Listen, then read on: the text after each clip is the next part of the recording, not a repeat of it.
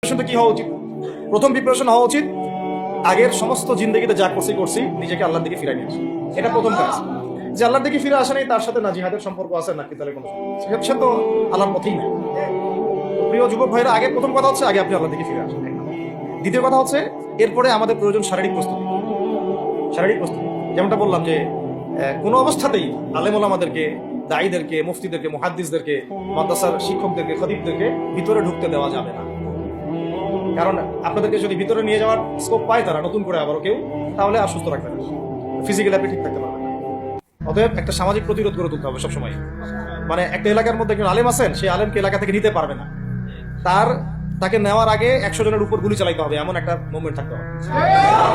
প্রতিবাদ না করলে আপনি বান্দরবনে যান, বান্দরবনের পাহাড়ি এলাকায় গিয়ে কোন একটা পাহাড়ি লোককে উঠাই নিয়ে আসেন, দেখি কত বড় সাহস আছে। আর্মি পর্যন্ত পারে না। কি পারে না? সেনাবাহিনী পারে না।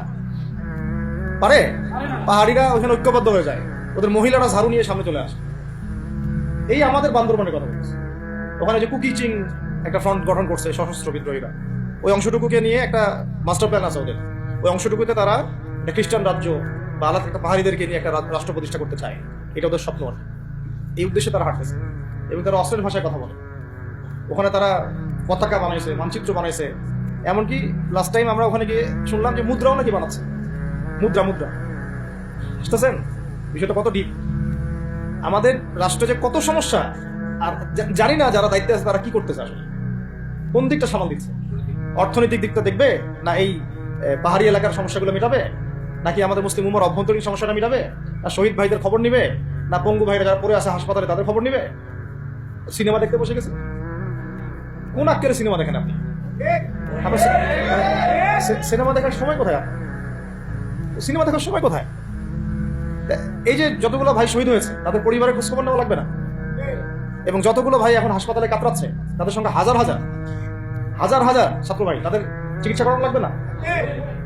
যত মানুষকে গুম করা হয়েছে তাদেরকে মুক্ত করা লাগবে না? তারাও তো জানে এটা অন্যায়, এবং যারা করে তারাও বলে এটা অন্যায়। যারা করে তারাও বলে এটা অন্যায়। এবং আমাকেও বলেছিল যে আমি জিজ্ঞাসা করেছিলাম যে আমাকে যদি মানে প্রকাশ্য কোর্টে চালান করে দেওয়া হয় এবং যাদের সামনে বলা হয় যে আমাকে গুম করা হয়েছে, এবং এরপর যদি বলা হয় যে আমাকে গুম করার পরে কোনো রকমের নেগেটিভ কিছু পাওয়া যায় নাই তাই আমরা ছেড়ে দিয়েছি, এই কথাটা কি বলা যাবে কি যাবে না? তারা বলছে যে না, এটা বলা যাবে না, কারণ এই কাজটা তো মানবতা বিরোধী অপরাধ, এটা বললে তো সবাই আবার বুঝে। তো এই হলো অবস্থা। ওখানে আমরা বুঝেছি যে বাংলাদেশের প্রশাসনের দুইটা ভাগ আছে। একটা ভাগ হচ্ছে মারাত্মক রকমের ইসলাম প্রিয় এবং দেশপ্রেমিক, মাশাআল্লাহ, আমরা তাদেরকে স্যালুট জানাই। কিন্তু আপনারা ভুল জায়গায় শ্রম দিচ্ছেন, আপনারা ভুল জায়গায় মেধা আশ্রম এবং আপনাদের জীবন নষ্ট করতেছে। আপনাদের থাকা দরকার ছিল ওলামায়ে কেরামদের সাথে, তাহলে আপনাদেরকে টক্কর দিয়ে কেউ সামনে যেতে পারতো না। আপনারা খালিদ বিন ওয়ালিদ হতে পারতেন আমাদের, আপনারা কিন্তু ওমর ইবনুল খাত্তাব হতে পারতেন। ওইখানে ঢুকে আপনারা শুধুমাত্র দুনিয়ার স্বার্থে সব নষ্ট করতেছেন। আমাদেরকে বলা হচ্ছে হুজুর বদদোয়া করিয়েন না, হুজুর ছেড়ে দিচ্ছেন, আমাদেরকে বদদোয়া দিয়েন না আবার বের হয়ে, আমাদের চাকরি ডিউটি এটা। এক ভাই আমাকে কোরআন এনে দিয়েছিল, নির্জনতা তো ওখানে, নির্জনতার সঙ্গী হচ্ছে কোরআন এবং নামাজ। তো এক ভাই দেখেছে আমি একটু নির্জন, মন খারাপ বসে আছে, একটা কোরআন নিয়ে এসে দিয়েছে, হুজুর কোরআন পড়েন আপনি, মন ভালো। আরেকজন এসে কোরআন নিয়ে চলে গেছে। কোরআন পড়ে ওখানে যদি আপনি আবার উল্টাপাল্টা কিছু করেন, ওদের নিয়ম নাই কোরআন দেওয়ার কি নাই, নিয়ম নাই। তো এই হলো অবস্থা। কথা হচ্ছে যে এই ভাইদেরকে মুক্ত করাও তো তাদের কাজ ছিল। যে ওলামায়ে কেরামদের একজনের উপরে 3টা 4টা 5টা 10টা করে মামলা এখনো চলতেছে, তাদেরকে মুক্ত করা উচিত ছিল না? আর এই পুরো জুলুমের পিছনে যত জালেম ইনভলভ ছিল তাদেরকে আইডেন্টিফাই করে ভিতরে ঢোকানো উচিত ছিল না? হয়েছে সবকিছু? এই জিনিসগুলোর মধ্যে অনেক গ্যাপস আছে। এগুলো যদি এভাবে চলতে থাকে তাহলে আগামীতে আমরা যারা ইসলামিক রাজনীতি করবো বলে চিন্তা করতেছি বা ইসলামকে রাষ্ট্র ক্ষমতা নিতে চাই, আমরাও কিন্তু বেগ পাবো, ভালো রকমের বেগ পাইতে হবে। আর বিগত সময় আমরা অনেক ভুল করছি, যেমন মন খারাপ করেন না এগুলো, আমরা ভুল করছি এই যে আমরা ওদের সাথে জোট করতে গেছি, ঠিক আছে, ওদেরকে আমরা ভাই মনে করার চেষ্টা করছি। আসলে এদের সাথে কাফেরদের সাথে কোনো পার্থক্য নেই। সেকুলারিজমে যারা আছে আর কুফার যারা, এদের মধ্যে কোনো পার্থক্য নেই। ওই কালিমা পড়া না পড়ার পার্থক্য, তো বাকি আপনার পিঠে ছুরি এরও মারবো ওরও মারবো। আর আমি ছোট মানুষ, ছোট জায়গা থেকে বলতে চাই যে আমাদের যে ওলামায়ে কেরামগণ মাঠে আছেন, যে রাজনৈতিক দলগুলো আপনারা মাঠে আছেন, এবার আপনারা কোনো রুটির টুকরার জন্য লড়বেন না, এবার পুরো রুটি নিয়ে লড়বেন। প্রত্যেক আসনে প্রার্থী দিবেন আপনারা, যেহেতু এর বাইরে সিস্টেম এখন অন্য সিস্টেমে যাওয়ার সুযোগ হচ্ছে না, তাহলে পুরো রুটিটার জন্য লড়তে হবে। আমাদের টার্গেট হচ্ছে এখন একটা ইসলামপন্থী সরকারকে রাষ্ট্র ক্ষমতায় নিয়ে যাওয়া, এটা আমাদের একটা প্রধান টার্গেট। এখন আমাদের এজেন্ডা স্পষ্ট, কোনো গোপন এজেন্ডা নাই। আমাদের কি নাই? কোনো গোপন এজেন্ডা নেই। আমরা চাই বাংলাদেশে এখন একটা ইসলামপন্থী রাষ্ট্র ব্যবস্থা গড়ে উঠুক, ইসলামপন্থী সরকার শাসন ক্ষমতায় আসুক। এটার জন্য আপনাদের সবার ভূমিকা আছে। কেউ কথা দিয়ে ভূমিকা রাখবেন, কেউ লিখবেন, কেউ বলবেন, কেউ যেভাবে হোক আপনাকে ভূমিকা তো রাখতেই হবে। কারো বসে থাকার সুযোগ নেই। আমরা এই রাষ্ট্রটাকে ইসলামিক রাষ্ট্র হিসেবে গড়ার দায়িত্ব এখন সবার কাঁধে আসছে। আমরা আমাদের জায়গা থেকে বলতেছি, বাকি কাজ কিন্তু আপনাদেরকে করতে হবে। আল্লাহ পাক করার তৌফিক দান করেন। আর ইসলামপন্থী ভাইদের আপোষের যে দূরত্ব, এটা কমায় ফেলতে হবে। এই দূরত্ব রাখা যাবে।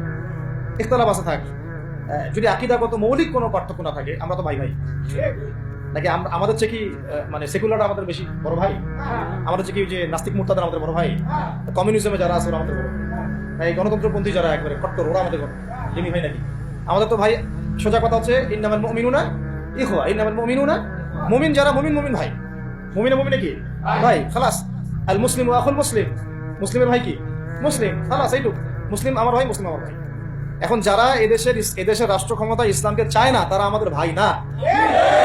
সে যে কোনো নামে আসুক, এক্স ওয়াই জেড, দেখার দরকার। এক্স নামে আসুক, ওয়াই নামে আসুক, জেড নামে আসুক, যারা রাষ্ট্র ব্যবস্থা ইসলামকে চায় না, তারা আমার ভাই। খালাস, সোজা কথা।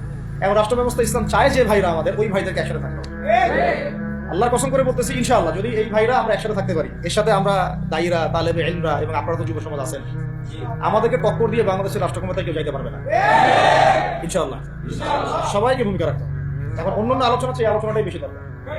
অন্য আলোচনা অনেক শুনছেন। এখন বাংলাদেশের দরকার একটা ইসলামপন্থী রাষ্ট্র ব্যবস্থা। এর বাইরে কোনো আলাপ নাই। এটা প্রতিষ্ঠা করার জন্য কি করতে হবে সেটা ফিকির করা। তো কি করতে হবে বলেন? প্রথম কথা হচ্ছে আমাদেরকে আগে বৈশ্বিক জালেমদেরকে চিহ্নিত করতে হবে। পুরো বিশ্বে কারা জালেম, এটা কি চিন্তা করা বাকি আছে? পুরো বিশ্বের সবচেয়ে বড় জালেম যে পশ্চিমারা, সবচেয়ে বড় জালেম ইসরায়েল, সবচেয়ে বড় জালেম আমেরিকা, এটা চিন্তা কি আপনার বাকি আছে? এই কথা বলতে যে ভয় পায়, তার তো নবীর ওয়ারিস দাবি করা উচিত না। খোলামেলা এটা সবাই জানে, সারা বিশ্বের জুলুমের কারখানা হচ্ছে ইসরায়েল। মানুষ ত্রাণ নিতে গেলে পর্যন্ত সেখানেও বোম্বের মানুষ করতে হচ্ছে। আমরা এটা দেখার মতো আর সাহসী নাই। অনলাইনে গেলাম দেখতে গেলে যে বাচ্চাদের অবস্থাগুলো আমাদের চোখের সামনে আসে, আমি স্কিপ করে চলে যাই। হয়তো কতটুকু দোয়া করতে পারি আল্লাহ ভালো। দোয়া করে কি করবো? আমার দোয়ার তো তার দরকার নেই। আমার দোয়ার তার কি দরকার? আমাদের মতো পাপী মানুষের দোয়া দিয়ে তার কি হবে? এখানে তো স্পষ্ট যে পুরো বিশ্বের জুলুম জালেমের শক্তির কেন্দ্রস্থল কোনটা, সেখান থেকে সব মাস্টার প্ল্যান হচ্ছে। আর যদি ওই ইসরায়েল, ওই আমেরিকার কোন সেবা দাসকে আমরা ক্ষমতায় নিয়ে আসি, আমাদের ভুল হবে না? ছাত্র ভাইরা এই ভুলটা করছে। ছাত্র ভাইরা ভুলটা করছে কারণ আপনাদের দিনের জ্ঞানের বুঝের কারণে, বুঝের অভাবের কারণে। ঠিক আছে, ঠিক আছে। এখন যে সম্ভাবনা শেষ হয়ে গেছে এমন না। এখন সবাই প্রতিবাদের ভাষায় কথা বলতে পারে। একটা রেভলিউশন ঘটানোর মতো সিচুয়েশন বাংলাদেশে আছে। অন্তত পক্ষে আমাদের ভাইদের মধ্যে আমরা দেখেছি, ছাত্র ভাইদের মধ্যে সাহস তো মাশাআল্লাহ অবশ্যই আছে, ডেডিকেশন আছে, জীবন দেওয়ার মানসিকতা আছে। তাদেরকে খালি নার্সিং করতে হবে, জীবনটা যেন ভুল পথে না যায়।